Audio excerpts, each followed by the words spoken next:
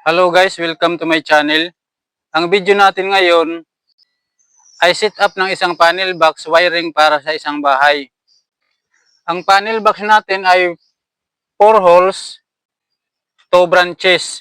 Yung gagamitin natin dito ay isang main circuit breaker, 20 amperes na para sa outlet at 15 amperes na para sa ilaw.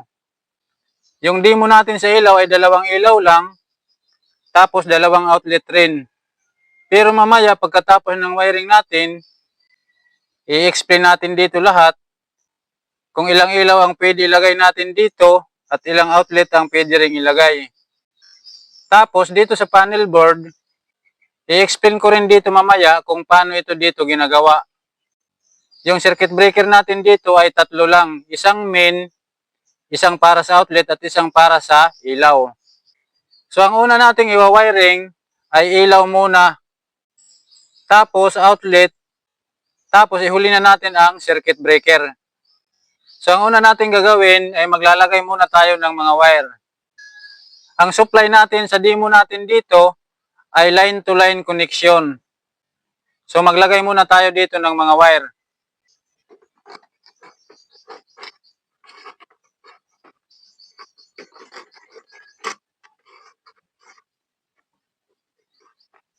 Dalawang wire ito supply para sa ilaw.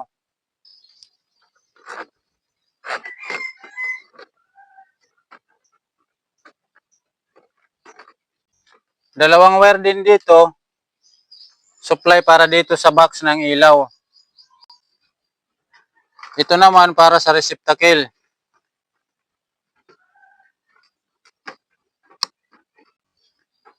Ito para rin sa receptacle.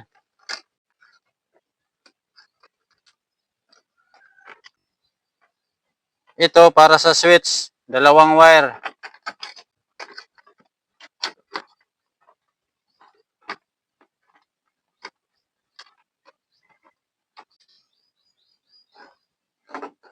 Ito para sa switch rin.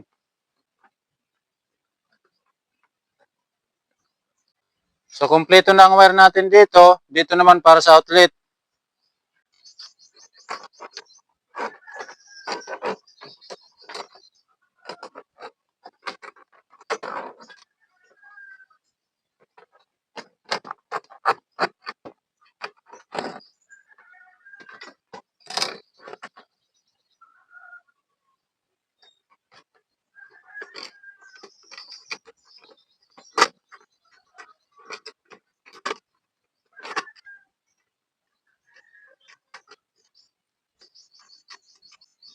Ibubuhol natin ang para sa outlet. Ito yung sa outlet, ito yung sa ilaw. So ang sunod natin gagawin ay mag-i-splice naman tayo. Dito muna tayo sa ilaw. Ito ang supply natin para sa ilaw.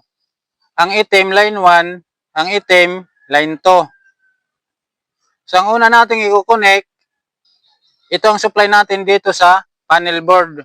I-connect ito sa circuit breaker. Dito naman sa box, ito yan. Ito ang supply natin dito, line 1, line 2. Ang line 2, i-connect natin yan dito sa line 2 papunta sa receptacle. Ito.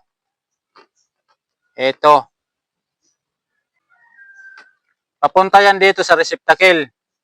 Tapos i-connect natin itong isang line 2 supply para dito sa kabilang box. Dito yan.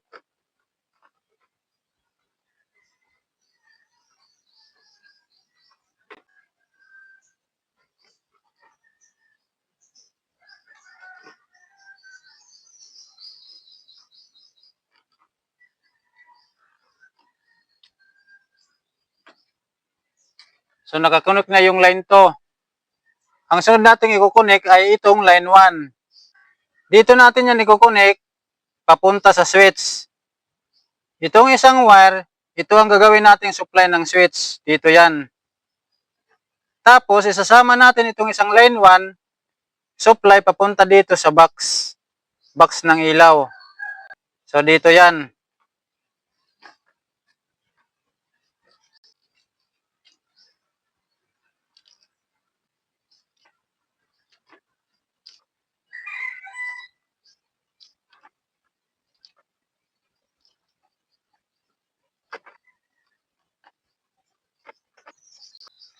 Tapos, ang dulo naman nito, dito na natin ito ilalagay sa switch. Ito ang switch natin, single pole switch.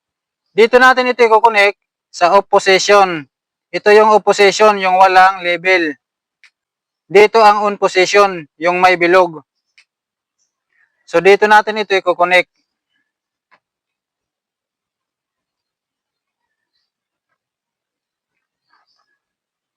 Ayan.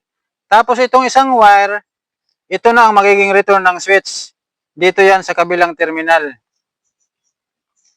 So, ayan. Ang dulo nitong return ng switch, dito na yan papunta sa receptacle, line 1. Ito yan.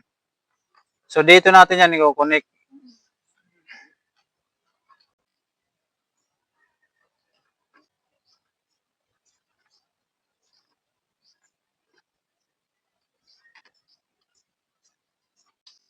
So, pagdating dito sa receptacle, ito na yung wire natin. Line 2, line 1. So, ito na ang receptacle natin dito. Itong line 2, dito natin yan i-connect sa inner part ng receptacle, yung nasa gitna.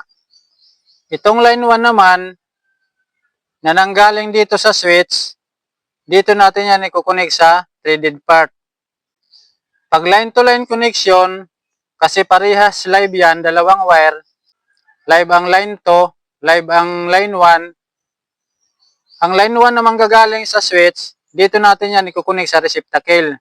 Para pag nagpapalit tayo ng bulb, kung halimbawa, hindi tayo makukuryente kasi pag naka-off ang switch, walang power ito dito sa threaded part. Kung minsan kasi, yung bulb, mahawakan natin yan dito sa gilid pag nagpapalit tayo ng bulb. So kaya yung live na ilalagay natin dito sa threaded part, yun yung dadaan sa switch. Para pag naka-off ang switch, walang power ito dito. So ang line 2, doon yan sa inner part. Dito yan.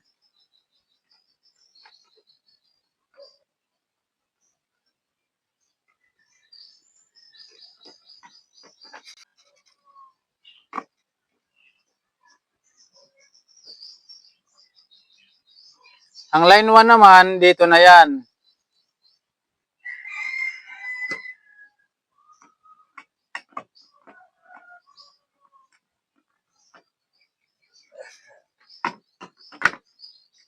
So okay na tayo dito. Dito naman tayo sa kabilang ilaw.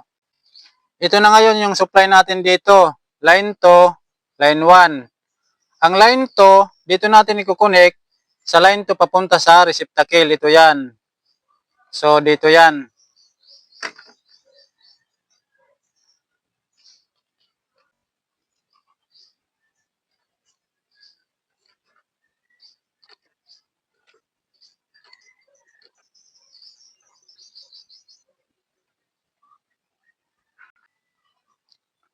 Ang line 1 naman, dito yan papunta sa switch. Ito. Itong isang wire, ito ang gagawin natin, supply ng switch. Dito yan.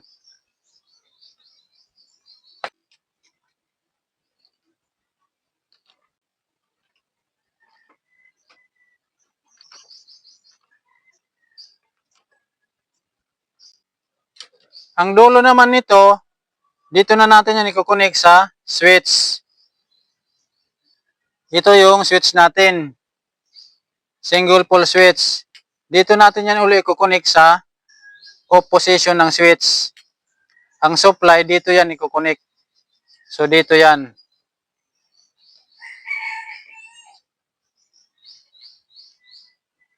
Ito namang isang wire, ito na ang magiging return ng switch. Dito yan. So, ayan. Ang dulo naman itong return ng switch, dito na yan, sa line 1 papunta sa receptacle. Ito yan. So, dito yan.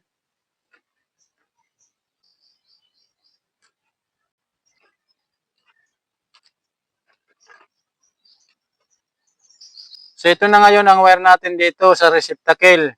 Line 2, line 1. Ito na ngayon ang receptacle natin dito. Ang line 2, dito uli sa inner part ng receptacle. Ang line 1 na galing sa switch, dito sa threaded part. So ang line to, dito yan.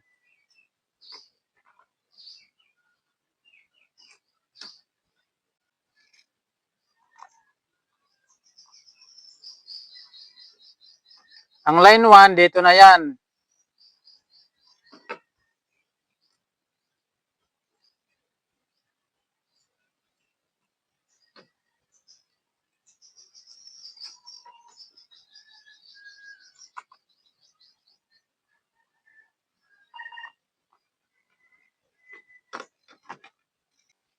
So tapos na tayo dyan. Dito naman tayo sa outlet. So dito sa outlet, ito yung supply natin. Dalawa yan. Line 2, line 1. So ibalik lang natin ito ulit para hindi tayo mawala.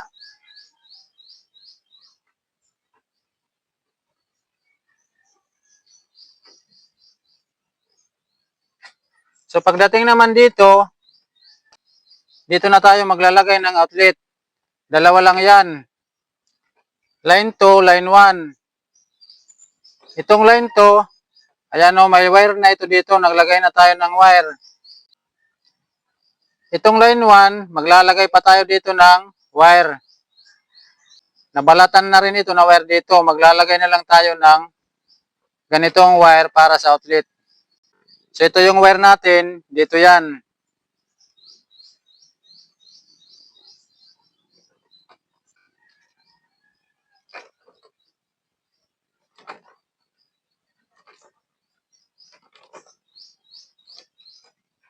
So ayan, may wire na tayo. Ito naman ngayon yung outlet natin, tugang. Ayan, nilagyan ko na yan ng jumper. Yung paglalagay ng jumper, ganyan lang.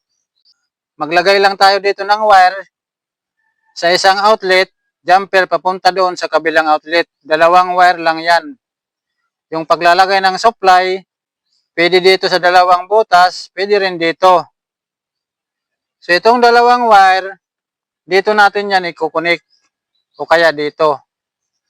Sa paglalagay ng wire naman, mas maganda yung ganitong klase ng paglalagay ng wire.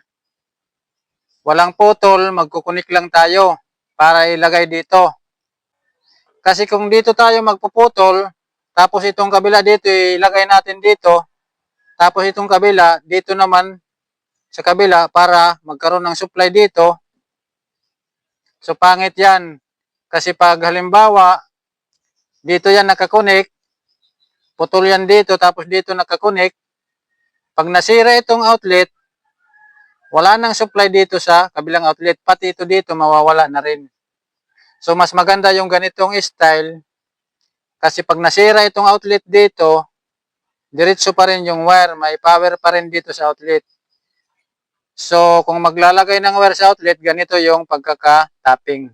Maganda yan. Itong dalawang wire dito natin yan ilalagay. So sa paglalagay ng wire dyan, pwede yan magkabaliktad. Kasi parehas naman ito live. Line 2, live 110 volt. Line 1, live 110 volt din. 220 volt yan lahat sa loob ng bahay. So pwede yan kahit saan dyan sa butas. So dito natin yan ilagay.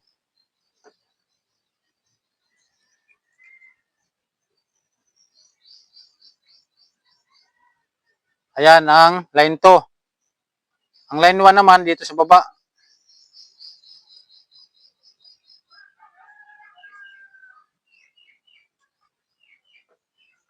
So ayan, may outlet na tayo dito. Mamaya na natin ito lagyan ng electrical tape. So dito naman tayo. Ayan. Ito rin yung outlet natin, tugang rin. Nilagyan ko na rin ng jumper, ayan. Ibang style lang yung pagkalagay, pero parehas lang yan, ayan. So itong dalawang wire, dito lang natin yan i-connect sa kabilaan na terminal. Dito ang line 2, ayan. Ang line 1 dito naman. Ayan, ganyan lang yung pagkukunik ng outlet. Nakaparallel lang yan. Kung may dadagdag pa tayo na outlet, dito lang, Dito lang, magdadagdag lang tayo papunta doon. Magtatap lang tayo dito, kagaya nito. So, tapos na tayo dito. Dito naman tayo sa panel board. Ito. Maglalagay muna tayo ng circuit breaker para makita natin kung ilang breaker ang pwede ilagay at ilan ang butas ng panel box. So, maglagay muna tayo ng breaker. Ito yung cover natin dyan. Ayan. 4 holes yan. 2 branches. Dito, main. Dito, reserve rin ito. Pwede rin ito dito lagyan ng main breaker. O kaya, pwede rin ito spare. Ito yung branches natin, dalawa. Ang isa para sa outlet, ang isa para sa ilaw. So, bali 4 ang pwede ilagay dyan na circuit breaker. Pero yung ilalagay natin, 3 lang. Isang main at saka 2 branches. Outlet, ilaw. So, maglagay muna tayo ng breaker. Itong 30 amperes, ito yung main natin. Yung paglalagay nito, may holder yan dito, may butas yan. Dito yan lalagay sa holder ito. Ito, 4 yan. Dito yan tatama. Tapos, pagdating dito sa line side, kasi ito dito ang load side, ito dito. Pagdating dito sa line side, sakit lang yan. Dito yan, ipapatama ito. So, ilalagay natin ito. Itong busbar natin dito, ito, magkasama lang ito at saka ito. Bali yan yung line 2 or kaya line 1 natin. Magkasama lang yan. Ito. Ito naman, dalawa, magkasama din yan dito sa kabila. Line 1 yan. Doon, line 2. So, ikukunik natin itong circuit breaker. Dito yan tatama. Itong line 1 at line 2. Or line 2 or line 1. Paras lang yan live. So, dito yan. Ganyan. Tapos, i-press natin.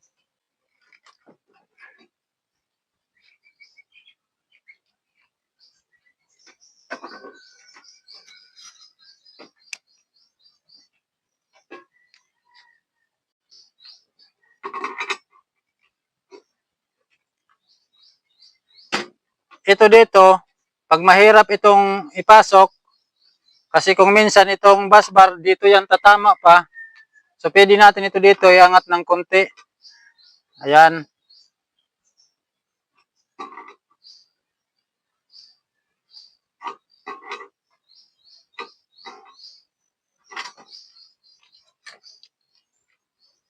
So, ibalik natin.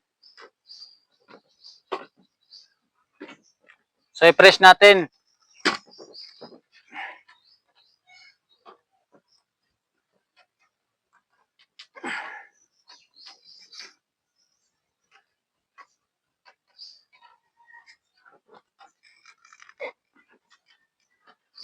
So, ayan, nakakunik na yung main circuit breaker natin.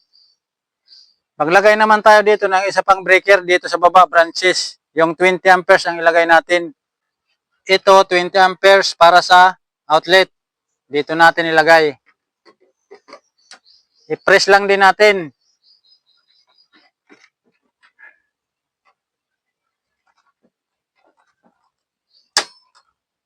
So, ayan. Dalawa na, isa pa.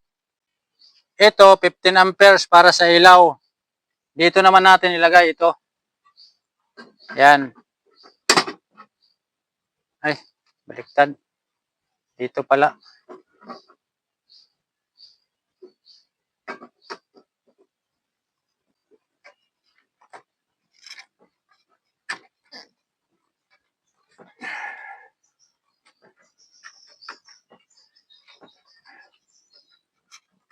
I-press lang natin yan. So, ayan, nakakunik na. 30 amperes main, 20 amperes branches, para sa outlet, ito naman para sa ilaw. So itong wire naman ang ilagay natin para sa ilaw at para sa outlet. Dito yan. Ipahuli na natin itong supply natin. So ito muna ang ilagay natin dito. So itong line to, dito yan sa taas. Line 1 dito sa baba. Ito munang para sa outlet ang i-connect natin. Dito yan. Sa 15 amperes.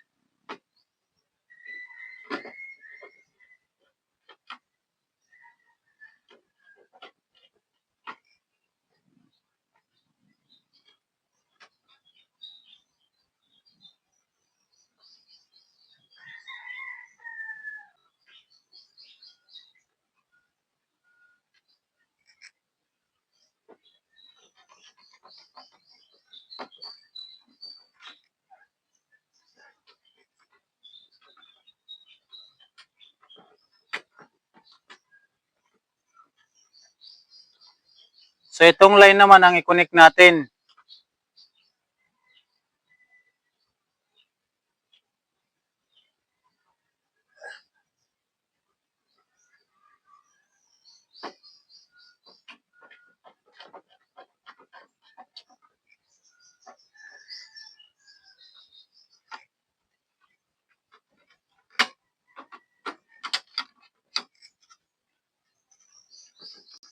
So ayan at nakakonect na yung para sa ilaw natin. So dito naman tayo sa outlet. So itong line to muna ang una nating i-connect.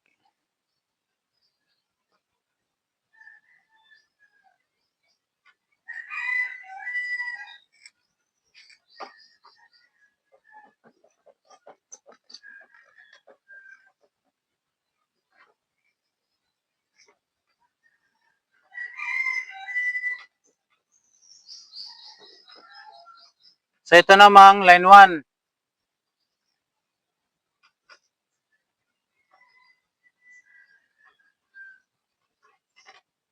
Dito sa baba.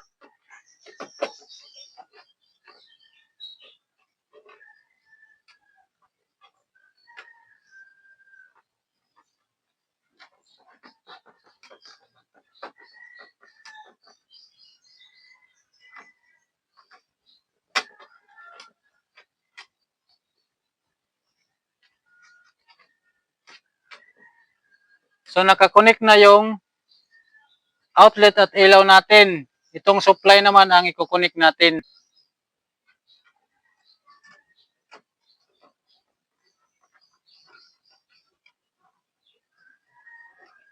Itong puting wire, ito ang gagawin nating line 2.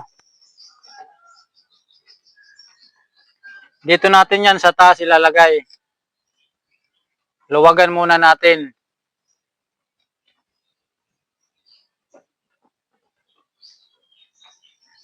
So dito ang line 2.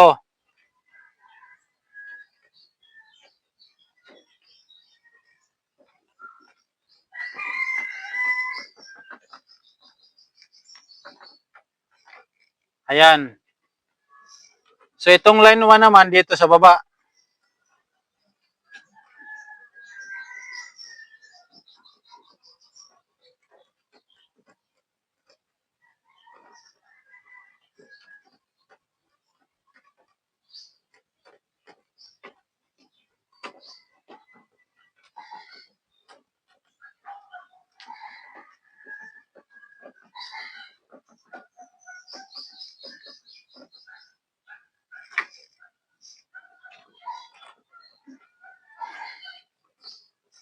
So ayan, nakakonect na yung supply natin.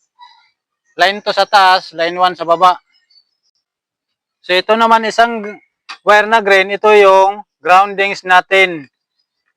Dito lang yan muna natin ilalagay. Or dito sa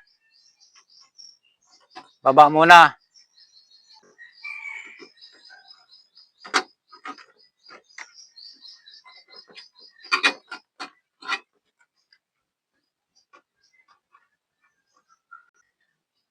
So tapos na tayo mag-wiring, lagyan muna natin ito ng electrical tape, tapos i-demo natin uli para maintindihan ng maayos.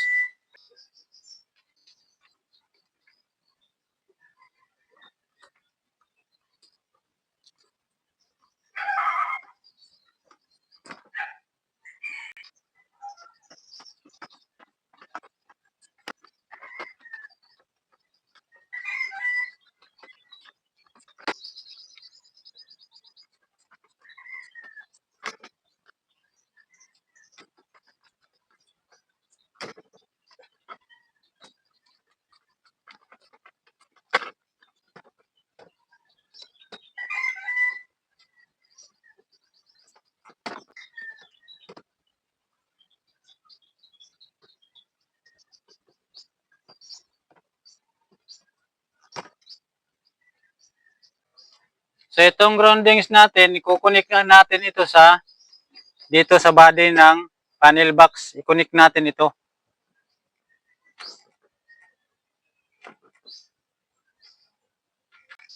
Kahit walang busbar yung groundings natin, i-connect lang natin sa body ng panel box.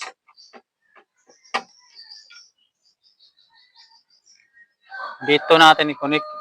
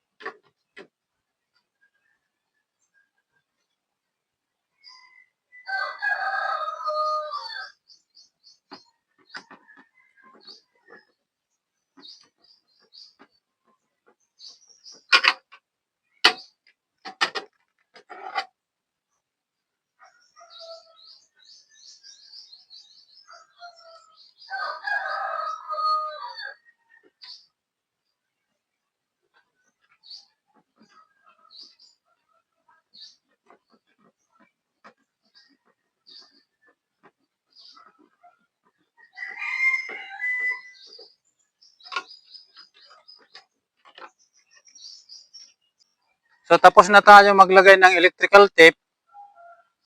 I-demo natin ituli para maintindihan ng maayos. So dito muna tayo sa ilaw at saka sa outlet. Dito muna tayo sa ilaw. Ito yung para sa ilaw, 15 amperes. Ang supply natin, ito. Line 2, yung kulay blue. Line 1 yung itim. Ito yan, pumunta yan dito. Ito na ngayon yung supply dito. Yung line 2, pumasok dito sa receptacle, ayan. Tapos, ang isa pang wire, pumunta doon sa kabilang box supply para doon sa ilaw. Line 2 yan. Ang line 1 naman, pumasok dito sa switch supply dito, ito yan.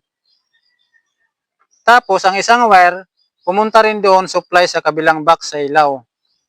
Dito sa switch, paglabas dito sa switch, ito na ngayon yung return ng switch. Ito yan. Pumasok na yan dito sa receptacle, ito yan. So dito naman sa kabilang ilaw, ito na ngayon ang supply dito.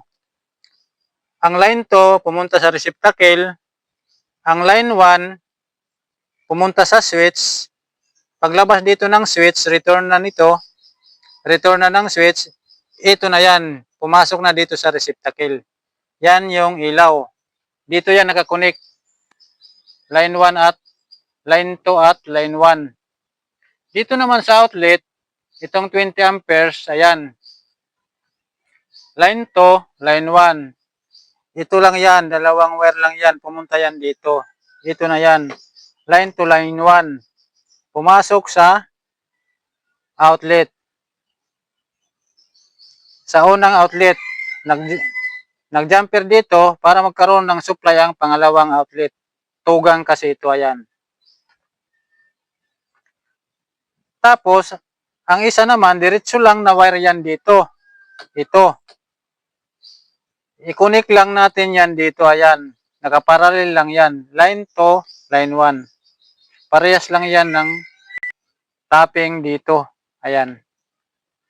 So, ganun lang yung ilaw at saka outlet. Dito naman tayo sa panel box.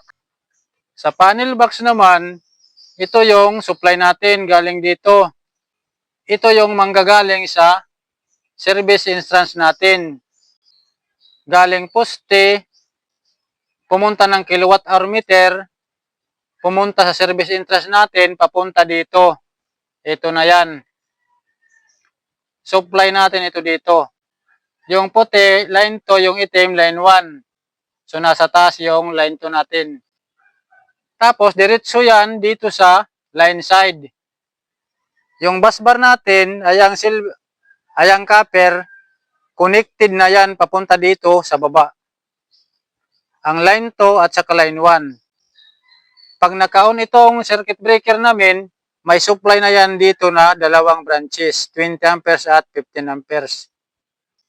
So magkakaroon na ito dito ng supply. So ganun yung main at saka branches. So pagdating naman dito sa yung standard circuit breaker para sa ilaw, ito 15 amperes.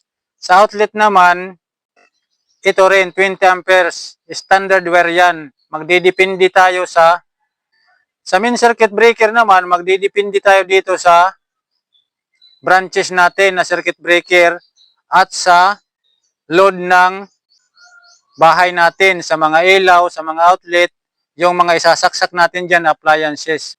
Magdidepende dyan ang main circuit breaker natin at mga branches. So ito, para lang ito sa isang bahay na hindi naman masyadong maliit, hindi naman masyadong malaki. So pagdating naman dito sa wire, yung dito sa ilaw natin, number 14 yung gamit natin dito. Kasi yun ang standard wire para sa ilaw. Ito yung mga ilaw natin. Ang pwede natin ilagay dito sa mga ilaw natin, ang capacity nitong 15 amperes, 2,760 watts, pwede tayo dito maglagay ng ilaw na, kung tigwa 100 watts, pwede tayo maglagay ng ilaw na 27 piraso. Pero kung halimbawa, tigti 20 watts lang, lampas yan 100, pwede yan dyan. Pero sa aktual, yung 30 piraso na ilaw, marami na yan eh. So hanggang dun lang tayo. So ganun yung sa ilaw. Maraming ilaw ang pwede natin dito idagdag. Sa demo natin, ito dalawa lang. Pero marami yan. Pwede pa yan dagdagan ng marami. So ganyan dito sa ilaw. 15 amperes na circuit breaker, number 14 na wire. Dito naman sa outlet, 20 amperes yung outlet natin. Standard yan. Yung wire natin dito, number 12. Standard wire din yan para sa mga outlet. Dito naman sa outlet, yung pwede natin dito ilagay na outlet, 10 piraso na tugang. Yung sa demo natin, dalawa lang. Pero 10 piraso dito ang pwede ilagay sa 20 amperes na circuit breaker. Ang capacity nito ay 3,680 watts. So, 10 piraso yan na tugang. Pwede tayo dito magsaksak ng ref, yung mga gamit natin sa bahay, electric fan, washing machine, rice cooker, pwede yan dito lahat sa 10 piraso na tugang. Kasi hindi naman yan sabay-sabay lahat gagamitin. So yung aircon, kung may aircon, hindi na dito pwede. Kailangan maglagay na dito ng isa pang breaker para lang sa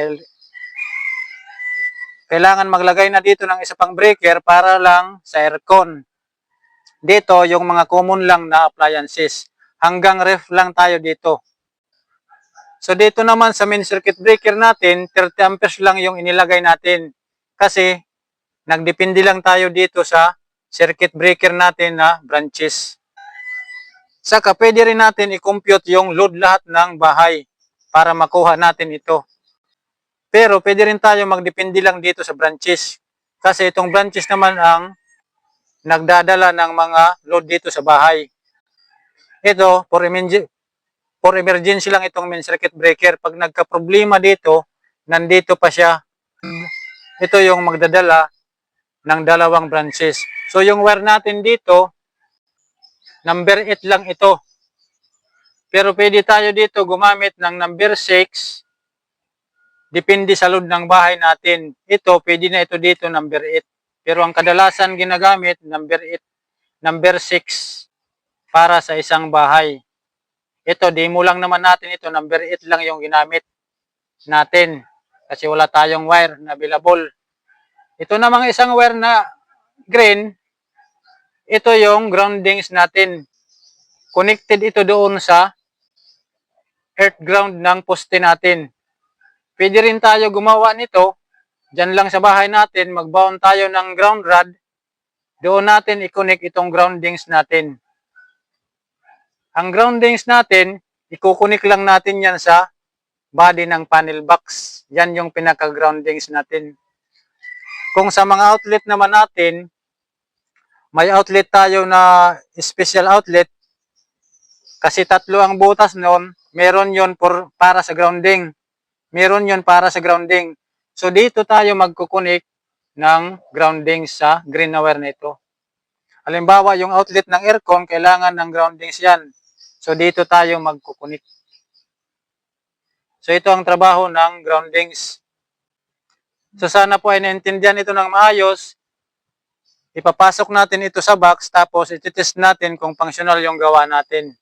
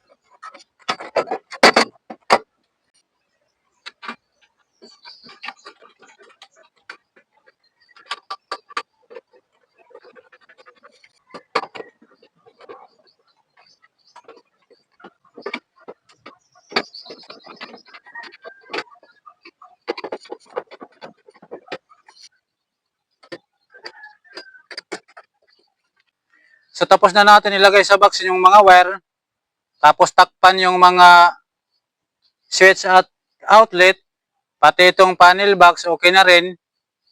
So i-test naman natin kung functional yung gawa natin. Buksan natin ito. Yan. Tapos i-on natin ang main circuit breaker. Yan. So wala pa yan function kasi main circuit breaker pa lang. I-on natin ang ilaw. Ito.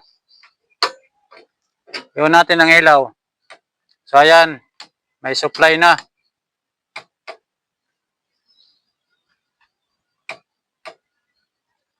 So, i-on naman natin ang outlet. I-on naman natin ang outlet.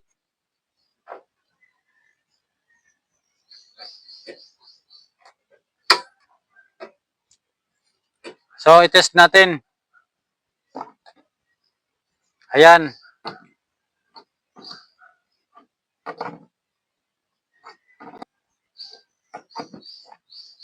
So, ayan, may supply na rin.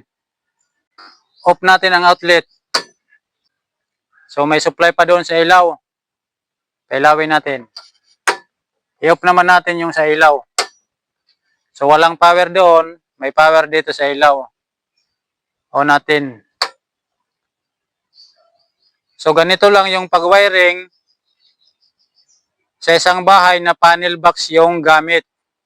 Ito, para lang ito sa mga bahay na hindi naman gaanong malalaki. Yung tama lang yung appliances nila. Isang rep, isang electric fan, washing machine at rice cooker, tsaka mga ilaw, okay na yan. Para dito sa 10 tugang outlet ang pwede dito ilagay sa 20 amperes na. Doon naman, hanggang 100 doon na ilaw kung 20 amperes lang yung, kung 20 watts lang yung gagamitin na ilaw. So, sa actual, 30 piraso, sakto na yan, okay na yan. So, dito, dahil outlet lang naman ito at ilaw, 15 amperes at 20 amperes, pwede lang dito 30 amperes na main circuit breaker. Kung halimbawa naman may aircon kayo sa bahay, dito na kayo magdagdag ng isang circuit breaker para sa aircon ninyo. Tapos itong main circuit breaker na 30 amperes, palitan ninyo ito ng 40 amperes or 50 amperes. Pwede na yan. So, ganun lang kung paano mag-wiring ng panel box sa isang bahay. So, sana po ay may natutunan kayo dito. Hanggang dito na lang tong video. God bless po.